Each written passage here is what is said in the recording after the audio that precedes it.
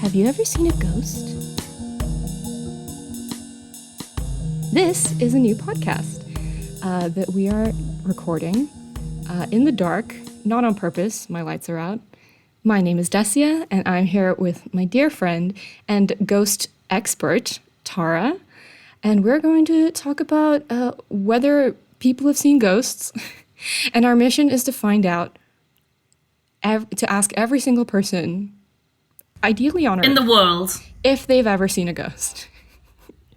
So Tara, welcome. Thank you so much for participating in these shenanigans with me.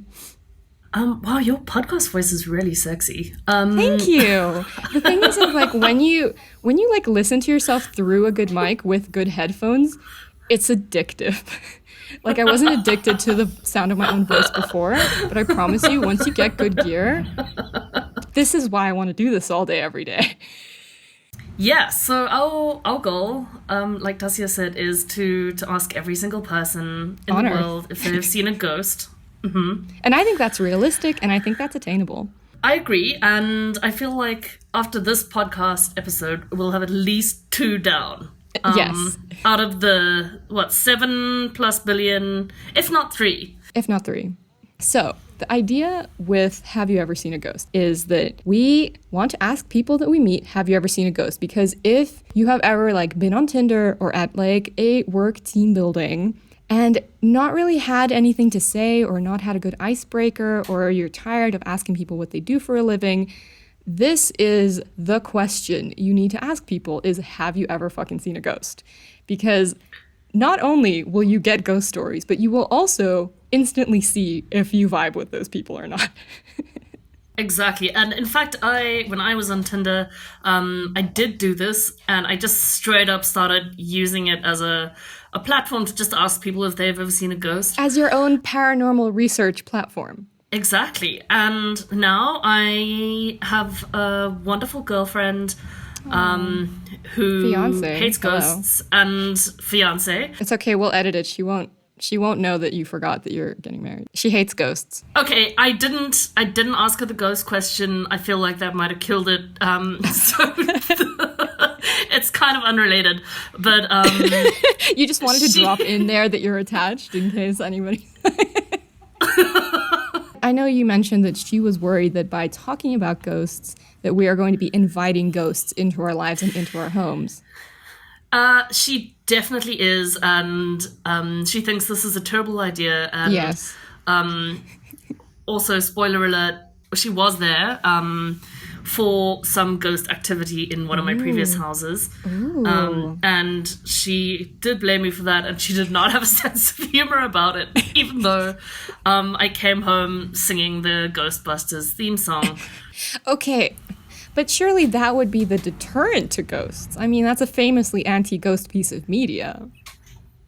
It is famously anti-ghost. So, have I seen a ghost visually with my eyes? Tara, have you ever seen a ghost? Let's start there. Okay, I would like to tell what I believe may be my first ghost story. Okay. And may also just be a fucked up thing that I invented in my mind when I was a kid. I've always been really interested in ghosts and supernatural phenomena, even as a child. And I often used to think about ghosts and seeing ghosts, and sometimes I used to be really, really quiet when I was going to sleep, and that is just very sort of unusual. try and think about ghosts. You're just lying there, trying to manifest a ghost. Trying to manifest a ghost, and the ghost that I potentially manifested was just an extremely nondescript looking man, an extremely nondescript looking bald man, and I'm about 60% sure that I just manifested this as a child, because this man meant nothing. He was literally just like a thumb of a man, no sort of discernible kind of facial features. I don't remember the experience as being particularly frightening. You didn't even do yourself a good ghost story. You were just like, oh, look, there's a guy over there. Yep, I was just like, there's a guy. You're like, and close I was like, enough. I don't know, is this real? Close enough. How old were you when this happened? Maybe like 5. Okay, that's really little. Have you seen that photo or like that police sketch of like, this is the man everyone sees in their dreams, and it's like this dude with really huge eyebrows? Because it could have been that guy. No. It could have been his debut. I don't know. I feel like it was his bald brother, because I didn't get the vibe that this man had a lot of sort of body hair, facial or otherwise. Maybe he could have been the ghost of a swimmer or a... Yeah, definitely I could say that. I did have a boss for a brief amount of time who did actually look similar. He reminded me of that bald man. And he was dead the whole time. Maybe he was dead the whole time. He could have been dead the whole time. Maybe, actually, like, now that I'm saying it out loud, I'm wondering if I just had seen maybe a few minutes of The Sixth Sense, and what I was actually imagining was Bruce Willis. Bruce Willis? Hey, spoilers for people who have that on their watch list. So Tara's ghost might have just been Bruce Willis. It might just have been Bruce Willis the whole time. Yep. I do have a lot of other weird stories, but I feel like that was the OG one, and I feel like I don't want to kind of splurge them all on this particular interaction. We need to reward loyalty in this podcast space, okay? We can't just be spilling all of them. Patreon subscribers only. If you want the good ghost stories, this is the free ghost story. This is the free one. Yeah, these are our lewds of ghosts. And if you want the good stuff... If you want the good stuff, pay up. Okay. So, Dasia, have you ever seen a ghost? Okay, so... I do not believe that I've ever seen a ghost. But... Can I tell you why this whole concept of ghosts stresses me out? And I feel like this is going to be our dynamic as this podcast grows into the millions of episodes. It's not that I don't believe in ghosts because I am very scientific and rational and sensible. I don't believe in ghosts because it's very scary. Okay, so here's my traumatizing childhood moment that is disguised as a ghost story. Is when I was like 7 years old, my parents, God bless the 90s Soviet immigrants that they were, did not necessarily supervise our television viewing. So I watched not the original Poltergeist, but its far less critically acclaimed sequel, Poltergeist 2. It was just one of those movies where you look at it, it starts off with, ooh, why is the TV showing static when we turned it off? And then at the end, there's like animatronic fucking like ghouls and monsters pulling people into the TV. And, you know, it's extremely over the top. It's more of like kind of a silly monster movie than a ghost movie. But me being 8 years old, for like 2 years, I could not be in a room alone because I thought there was a ghost behind me. And I wasn't really sure why that was like such a menacing thing. It's like, it's behind me and I don't want it to be behind me. And it's not going to be behind me if there's someone else in the room. Is it like that thing where a person puts their finger kind of really close to your face and then they're like, I'm not touching you, I'm not touching you. Yeah, I think that's what it was. It's like, I'm not haunting you, I'm not haunting you. Okay, so you've decided to cure your fear of ghosts by talking about them more? I think that I've decided to lean in to the unknown. Okay, so going back to your childhood, I just wanted to say one thing. Oh, no. And that was... There's no positive sentence that starts with going back to your childhood. There's no breezy start to that. What I wanted to say was childhood neglect, the real ghost all along. Well, clearly not, because I like refused to be in a room alone and there was always someone that I could fucking nag. I'm like, maybe more neglect would have been the solution, that I would have gained some sort of semblance of independence. I feel like you weren't mobilizing your kind of constant ghostly presence enough, you know? No. I mean, as a third child, I mean, you are the ghost of the family, yes? Oh my god, that's so dark. I'm not going to leave that that's in. Dark. It's all that's these dark. candles and darkness. It's bringing out... I'm just going to lie down on this couch. I think you should leave that in. Oh, good. we have a little sad, like just like a sad undertone, and that's, you know what? So here's my thing as well, right? I don't want this to be like we're making fun of ghosts and we're making fun of dead people and we're making fun of all this shit, because I genuinely think that like that is like a pussy ass bitch move. I feel like being alive and being mortal is the most mockable thing. And the ghosts are actually the least cringy of this plane. Because they've at least got it figured out. They're like, I'm dead. This is the thing I'm going to be doing. You know? They have a purpose. Yeah. This is the thing I'm doing. I feel like we need to unpack that a lot. Okay. This doesn't be like Dus's therapy session the first episode. So, as we were saying. You have actually asked somebody if they have seen a ghost. And it is your friend Alex, if I'm not mistaken. Yes, my friend Alex. I would love for you to tell us if Alex has seen a ghost or not. I love this kind of setup that you put in, because you're also kind of implying that maybe her answer is just no, and I'm going to play you a 3-second voice note of her saying no. Here is Alex's, her testimony, her voice note from the beyond. Okay, wait, she is alive, to be fair, Shame. She is alive, she is thriving, we love her. Okay, can I just state that why this sounds so lo-fi is because my vision, audio vision. So what I really don't want to do is like recount a bunch of fucking ghost stories that you've seen on YouTube and on different podcasts and on fucking the Wikipedia rabbit hole. What I think that we're doing, which is such a powerful thing that Tara got me into, is original research, original content on the ground, notes from the field. And that is why raw, uncut, content. X-rated ghost stories. Oh yeah, no, that's only for the Patreon. Okay, so I'm gonna play this. Here is Alex's story. Tara, guess what? My friend Alex has seen a ghost. Wait for it. This is her story. This is our podcast. Go. Okay, this is one of my ghost stories. Just one of many. Wait for it. It's going to be a series. Yeah. Okay. So when I was studying in Kenya, and my like cabin mate, I guess, had malaria, and so she was having all these like weird like fever dreams or whatever, and so I woke up in the middle of the night and she was like sitting up in bed, but she was still like asleep, and she was like pointing, and I sat up and looked, and there was like a Masai warrior in our cabin. Is it more likely that it was a ghost or just a man?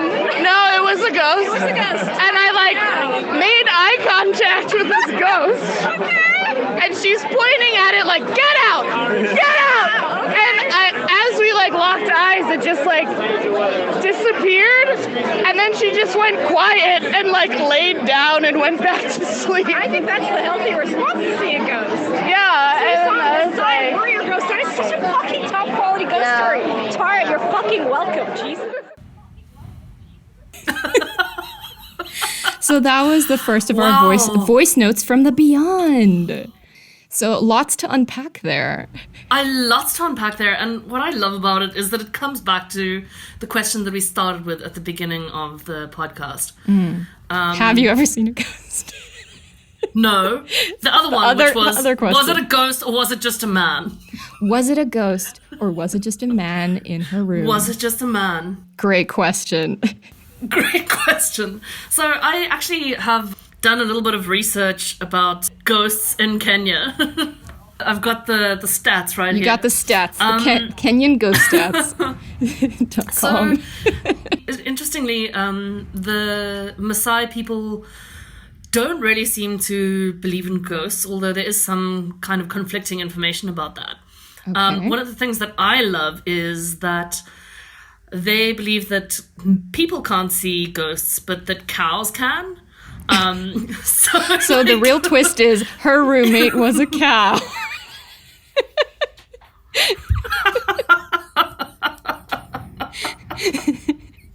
That's not a friend with malaria. That's a cow. That's a cow. You had malaria the whole time. You had malaria. It's just like reveal after reveal. Okay, so they don't believe in ghosts. Like they don't see They don't really believe in ghosts, and a lot of their But they think cows can see spirits. No, well, now we're getting on to is something a spirit or something a ghost? So they do so their kind of belief is that once you die, you die. Mm-hmm. Same as with cows. When you die, you die. Uh-huh. But they do believe that, like if cattle come to a stop in the road and there isn't like a lion or a leopard or something close by, it's because they've all seen a ghost. Is this like the Kenyan equivalent to, like, they don't have cats in Kenya, but it's like, is this the equivalent to when your cat is just staring into the corner of the room? I'm cutting off your punchline. Okay, yes. So when the cows stop... I would love to go back to the fact that you don't believe there are cats in Kenya, but and the I have never seen is... proof of a cat in Kenya. Okay, I think we need to dispel that. But okay. So they do kind of have a belief in sort of supernatural or superhuman type of entities, mm-hmm. which seem to be a little bit more kind of closely aligned to kind of like demons or spirits that aren't actually human but have kind of human-like characteristics. And one of the great things I found was there's a lot of kind of stuff around creatures that seem to be kind of like werewolves, but they're like lion wolves. No, Ooh. We're lions. That's lion wolves. They just move between lion and wolf at the full moon. It's just really not that big of a change. Yeah. It's like change genus. And that's they the just only people that genus. notice. Yeah. You're like, I feel like there's more wolves than lions tonight. That's so weird. What are the odds? Were lions. Were-lions. A were-lion. And that these are creatures that kind of like live in the forest, so there is kind of a lot of folklore that talks about creatures which are sort of part human, part animal. And then also, interestingly enough, part inanimate object, like a stone, I quote. Okay. So I sort of don't really, I'm struggling to picture that in sort of like a horror movie kind of context, because part man, part stone, I don't know, it just doesn't seem... But the thing is, it's like, as soon as you become part man, part anything, you're not inanimate anymore, are you? Well, I don't know, what if you just lay there? So that's an interesting one. It was a were-stone man. It was a were-stone man. So that's one of the interesting things that I found. Excellent. But there does also seem to be, like, for example, kind of like a lot of superstition about snakes and them having some kind of connection to the spirit world as well. Right. And also, the other thing that I found, which I think is potentially horrifying, is that even though when you die, it's kind of impossible for the sort of the personality, if that makes sense, the sort of the vibe, the spirit of either a doctor, a great chief, or an extremely wealthy person to fully cease to exist. Oh, so you just literally reach a certain level and you're like, I cannot stop hustling. I can't stop hustling. So I can't really think of anything worse than like a ghost Jeff Bezos or like a ghost Elon Musk. I think Jeff Bezos is already part stone, though. Do you think Jeff Bezos was the man that haunted me as a child? I think that was his side gig while he was trying to make Amazon happen. So Jeff Bezos was the man that was haunting you as a 5-year-old.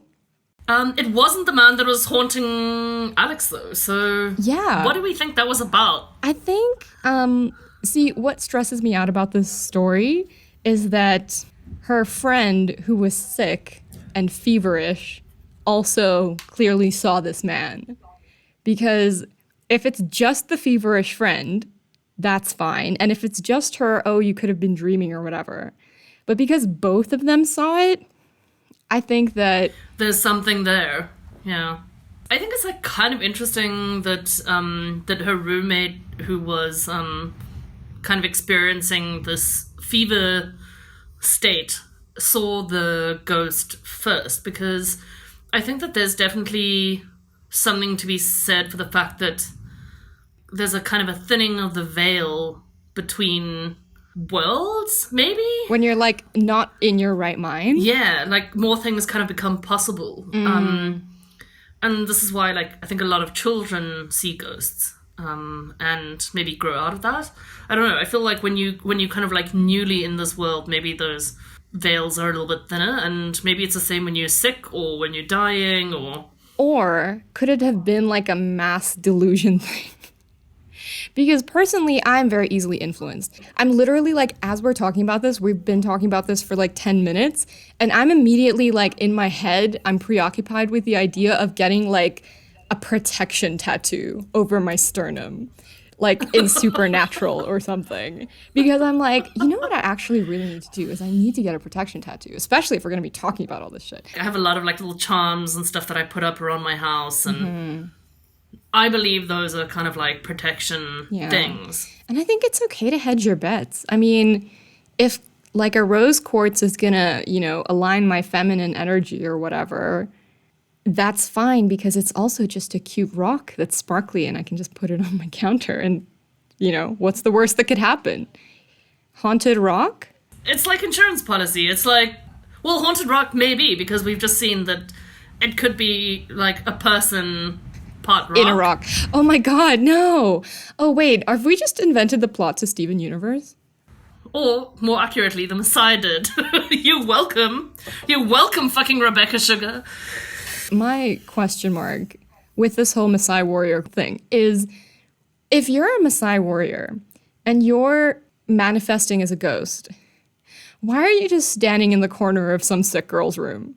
Like, why are you not doing warrior things? Was he an assassin?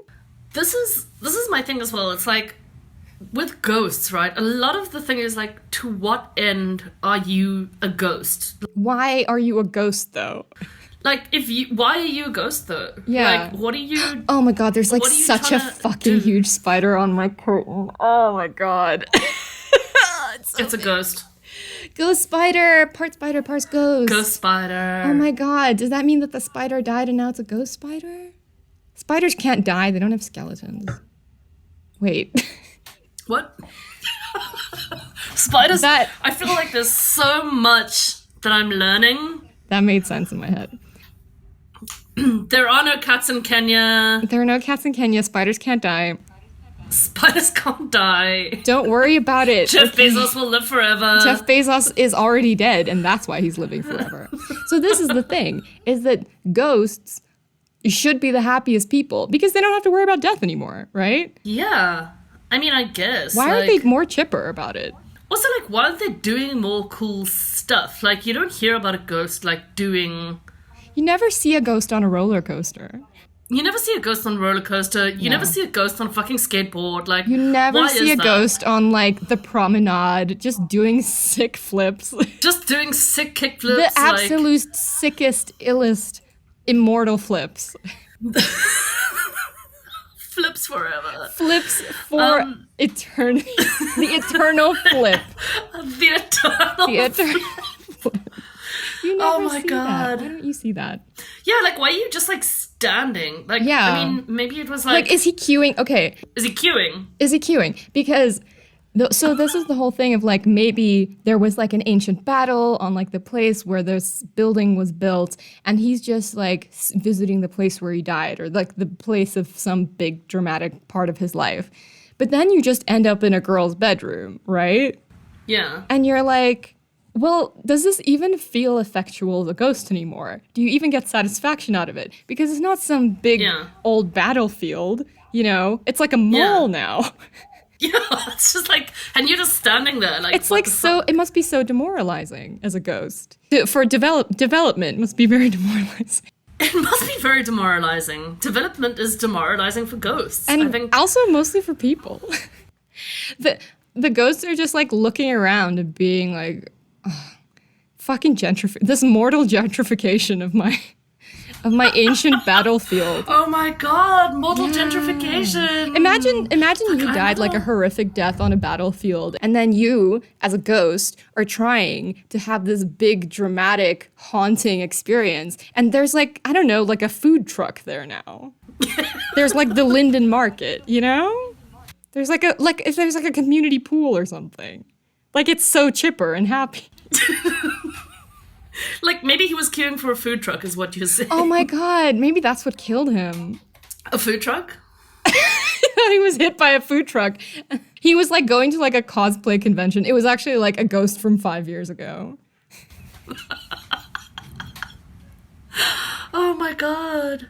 But here's the other thing that this story makes me think about, especially like having done this reading about, admittedly limited reading about ghosts in Kenya.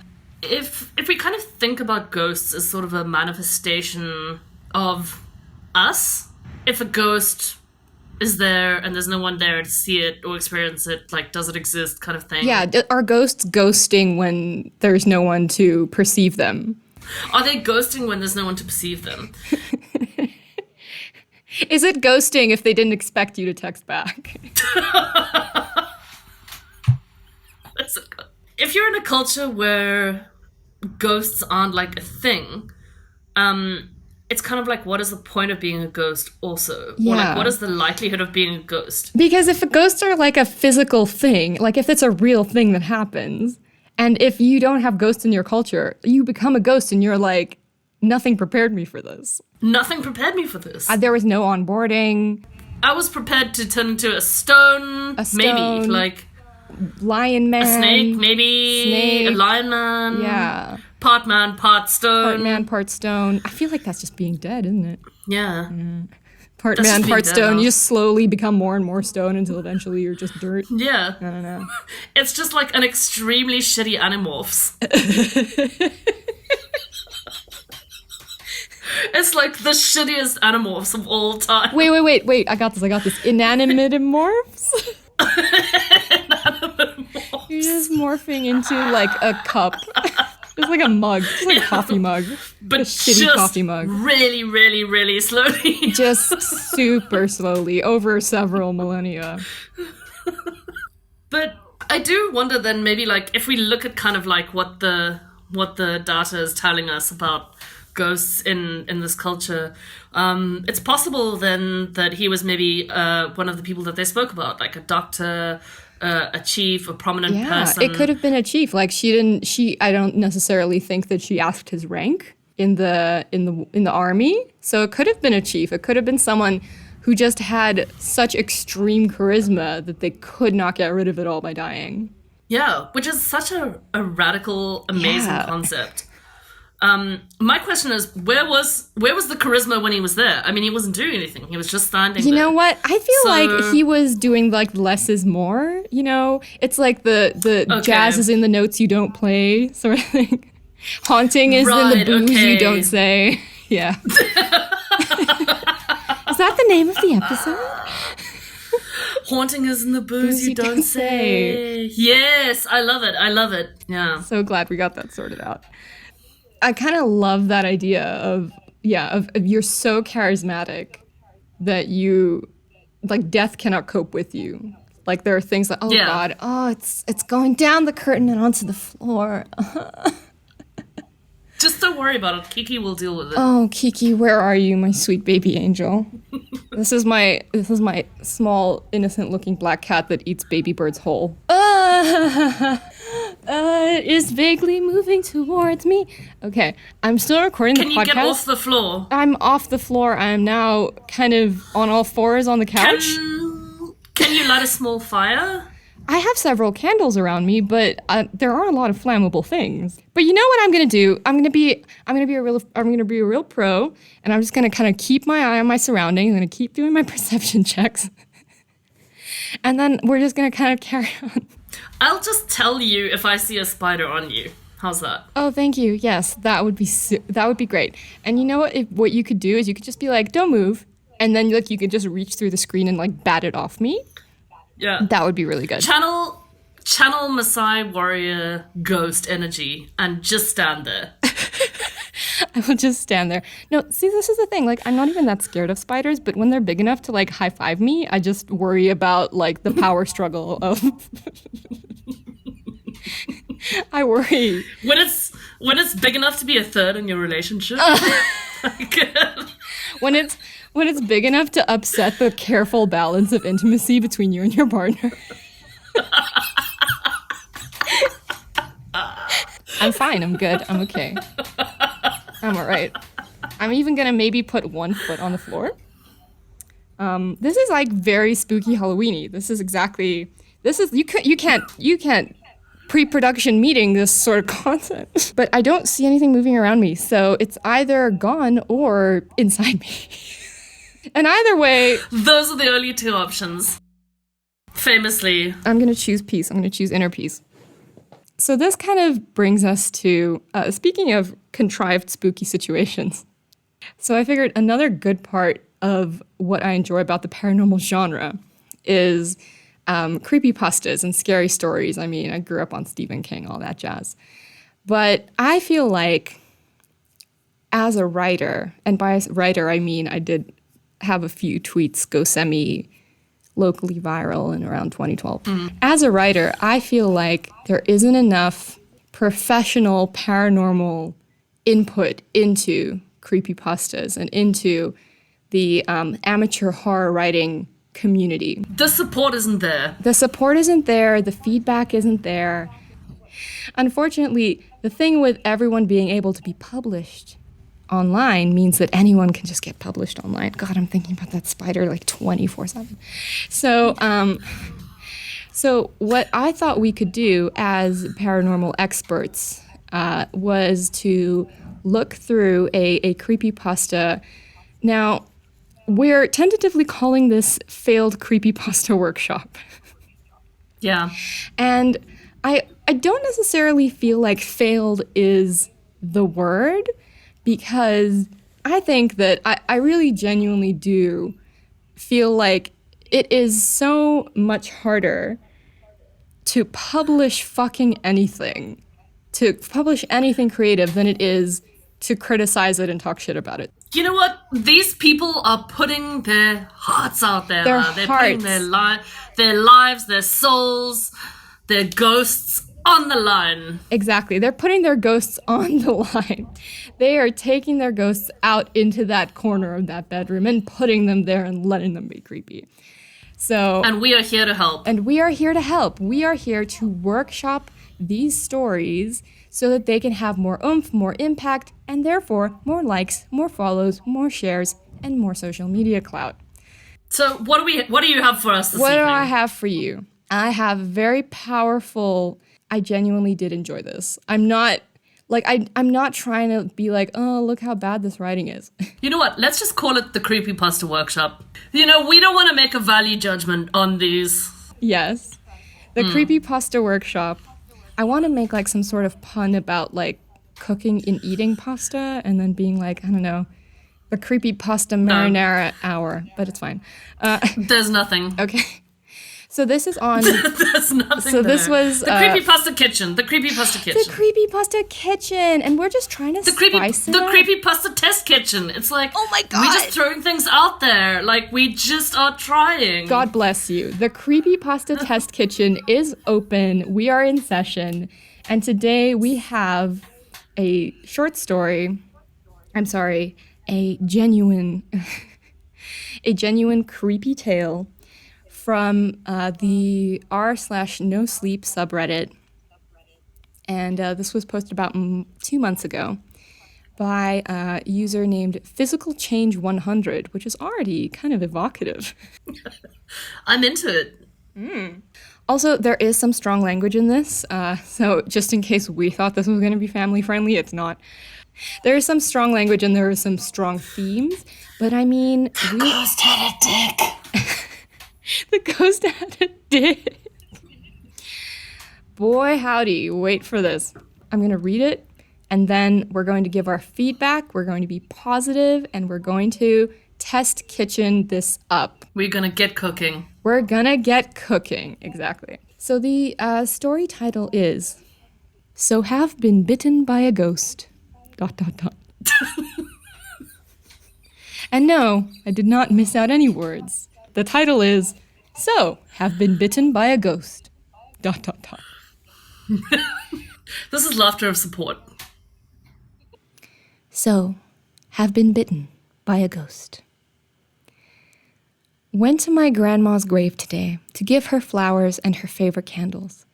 It reminds me of the time where I visited her and was graced with her warm, comforting, and childlike personality, which inspired me to not kill myself. I'm good. I'm sorry. I'm good. Oh, yes. Okay, I'm good. Oh, yes. If it wasn't for her, I would be gone, so I owe a lot to her. Back to the graveyard, as I was unpacking some candies so I could eat it with Grandma, a child suddenly appeared to the side of my peripheral vision. She was sitting 5 feet beside me, dirty grayish skin, messy and long black hair, and a suspiciously clean white fucking dress. That's an exclamation mark there. The fucking white dress. It's always the fucking white dress. Want some candy? The child slowly turned her head at me, black eyes and with an intense grin. I'm not stupid or supernaturally illiterate. So I started kicking it. What? What? Let me get it out. So I started kicking it with my loud, desperate screams. All my efforts literally went through her. Then it bit me hard, right in my leg, and I couldn't do anything about it. What can you do when a smoke bites you? I screamed like a bitch. It's a monster disguised as a child, and I'm a child disguised as an adult. What? I tried chucking candies at it, then flowers, then dirt. I'm like a gazelle stuck in a croc's jaw. I started praying to the Christian God, Jesus Christ, and it didn't work. So I started praying to all the gods from all the religions that I'm aware of. But nothing is answering my desperate calls for help. Maybe I'm looking at this from the wrong direction. Maybe there is a scientific explanation for this phenomena. But what could explain this demonic-looking child that I can't get rid of? Don't get me wrong, I'm in utter agony while it's tearing my flesh apart and burrowing into my bone. But I need to think of some form of solution. It grinned like it knows what I'm trying to think, and I felt something is literally pulling away my energy. Wait, pause. Like my soul. It grinned. While it But was it's still biting his okay, leg. All right, okay. Yeah. Glad we cleared that It's up. got Okay. a really big ghost mouth, don't worry about it. So I diagnosed myself as mentally ill and just needed to relax. That didn't work. I am loving this. That is It's such a vibe. I diagnosed myself as mentally ill, ... and just needed to relax, ... I just needed to relax. God. Iconic. That didn't work. Iconic. Full stop. Nothing can save you. I can't believe that it spoke. Oh, by the way, there's no like quotation marks or anything, so I'm just kind of Freestyling. Should I just do a monster voice? Nothing can save you. I can't believe that it spoke. So, why the fuck are you doing this to me? It pulled my toenail at light speed in response to my question. I want you to suffer. I want you to suffer. I want you to suffer. That sounded familiar to me. Wow. Then it dawned on me. This is my fucking grandma. Whoa, what? What a reveal. You're too fucking slow, you stupid fucking cunt. Jesus. Then she disappears. With it, my wound is gone too. And this is kind of where the tone shifts, so I'm going to shift too. The thing about my grandma is that she's not just a warm and childlike person. She's also a fucking cunt. She loves pranking the shit out of me, loves to joke around and be vulgar, and honestly, I love those parts about her. And that part where I immediately knew she was my grandma after she told me, I want you to suffer. It's basically what me and my grandma would repeatedly say to scare the shit out of people when we're pranking people over the phone. Okay, What? last line. Are you ready? Who was this grandma? So here I am, traumatized, and I hope that she would endlessly giggle herself in the afterlife while burning in hell. Whoa. Finn. Damn. Scene. Yeah. Fucking wow. So, like, I genuinely enjoyed this. I thought that there was a twist. The biting ghost child being the grandma. When this person called their grandmother a cunt, that was I believe the term was For me. fucking cunt. Oh yeah, I forgot my sweet loving grandma. She's a fucking cunt, man. Can't believe I forgot that part about the story. I just wanted to fucking kick her into the great abyss. So yeah, so this is, I think this has so much potential because it is a story about a ghost pranking you. A ghost that is doing a prank. And that's not, I think that is such a rich vein. What I could do without is, yes, it was confusing. Like, if I had to read it again, I would maybe introduce the idea of the grandma being a giant cunt earlier in the story.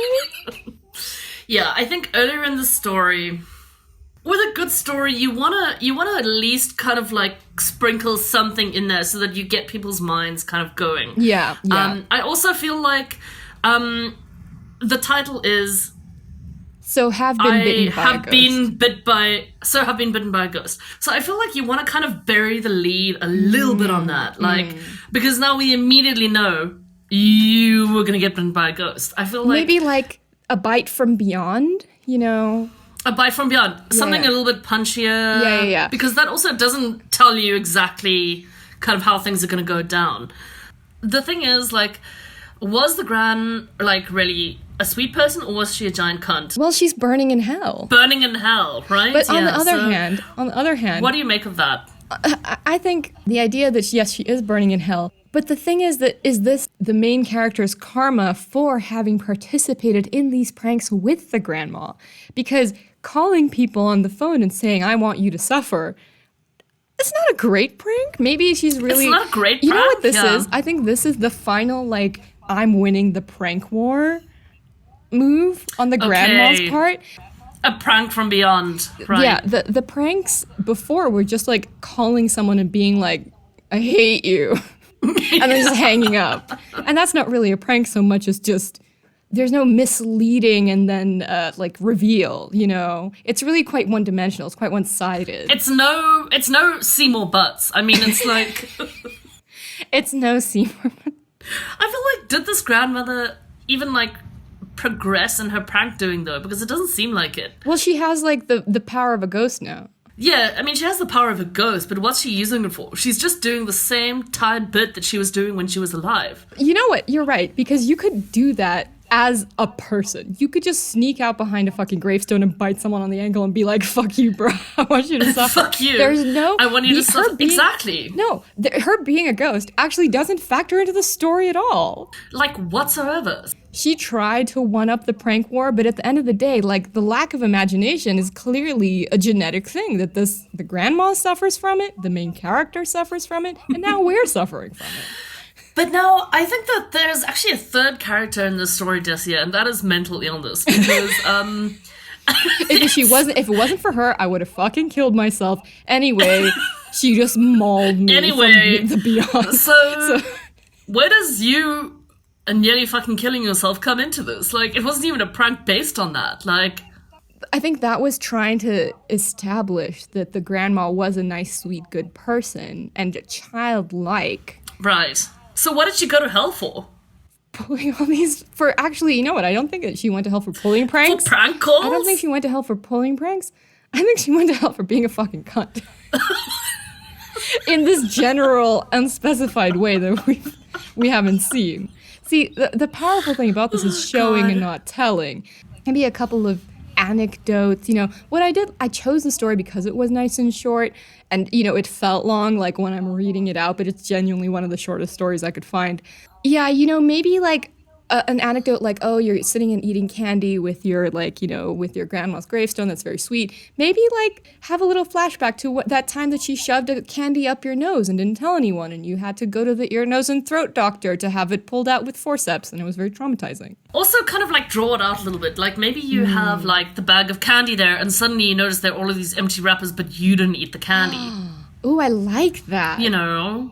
You want, like, a little bit of, like, build-up, you know? Yeah. Okay, well, I think that there's plenty of notes that their ominous name, Physical Change 100. I hope their physical changes are going okay. The Physical Change 100 can maybe implement, maybe do a second draft and get more than 28 upvotes. And one comment, oh, by the way, the one comment says, your grandma be vibing in the afterlife, but in hell, XD.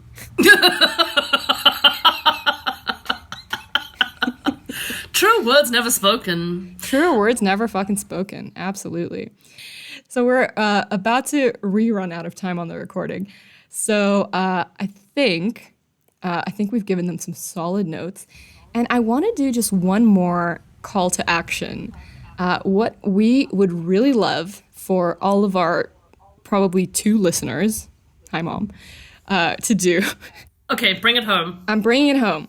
What I would love is for all of us listening and participating to become our own paranormal investigators and to bring more ghost stories out in the open. So if you're listening to this, your call to action is go to the people you're working with, go to your family, your friends, or especially someone that you randomly meet at a bar and ask them, have you ever seen a ghost?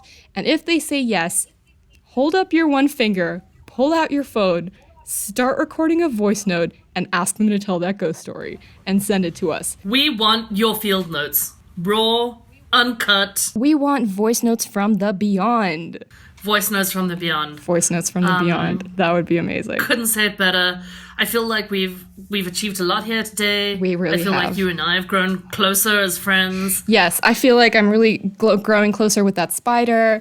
Thank you so much, Tara. You growing closer with the spider. Hopefully not. Sounds like you have a tough discussion to have with that spider. Yeah. I wish you well on that. Yeah, thank you all. If I'm alive before this, I love you. Thank you so much. Okay, I love you. Bye. This has been Have You Ever Seen a Ghost?